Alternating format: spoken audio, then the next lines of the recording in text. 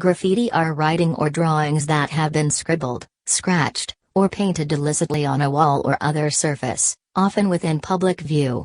Graffiti range from simple written words to elaborate wall paintings, and they have existed since ancient times, with examples dating back to ancient Egypt, ancient Greece, and the Roman Empire.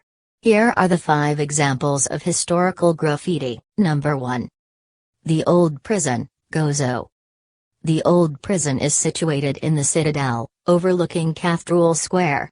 Its initial creation in 1548, to replace an early-on prison building. The walls of the cells and corridors in the old prison are covered in graffiti. It really is considered the largest accumulation of historical graffiti in one single place on the Maltese Islands. The representations are often of ships, and date from different intervals. There are additionally hands, carved by illiterate inmates, crosses, names, dates, games and figures also appear on the limestone walls. Some prisoners also appear to have scratched a tally of their length of stay behind bars. The graffiti is a captivating insight into the lives of those incarcerated there. Number 2. Composers named Matthew Locke. Graffiti is discovered behind Cathedral's organ about 400 years after he scratched it into a wall when he was a choir boy. It was found when the organ that has secured it for a long time was evacuated for renovation. The name Matthew Locke was carved into Exeter Cathedral wall in 1638. By Matthew Locke, who went on to become King Charles II's personal composer. He dated his cutting as 1638, when authorities trust he was 8 years of age. Number 3. Tower of London. The Tower of London is a historic castle located on the north bank of the River Thames in central London. Graffiti carved by Giovanni Battista, Italian tutor to Elizabeth I, while he was imprisoned in the Tower of London in 1556. The text reads, "Do not rest your hopes on these vain things that all men desire, but follow the sure road that leads to the highest good." Another graffiti was by Hugh Draper, who was sent to the Tower in 1560. Hugh Draper of Bristol made a zodiac wheel, with a plan of the days of the week and hours of the day to the right.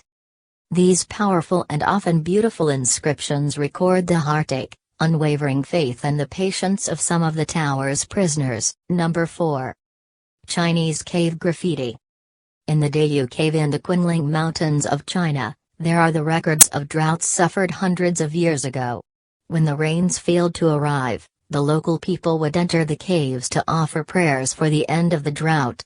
The walls of the cave bear over 70 records of prayers offered, marked in black paint. One patch of graffiti reads, "On June 8, 46th year of the Emperor Kangxi period, Qing Dynasty, July 7, 1707 A.D., the governor of Ningqiang district came to the cave to pray for rain." Another text tells of how a fortune teller joined in the ceremony. The precise dating of the graffiti has offered scientists a window into the climatic past of the region. Number 5. The Piraeus Lion.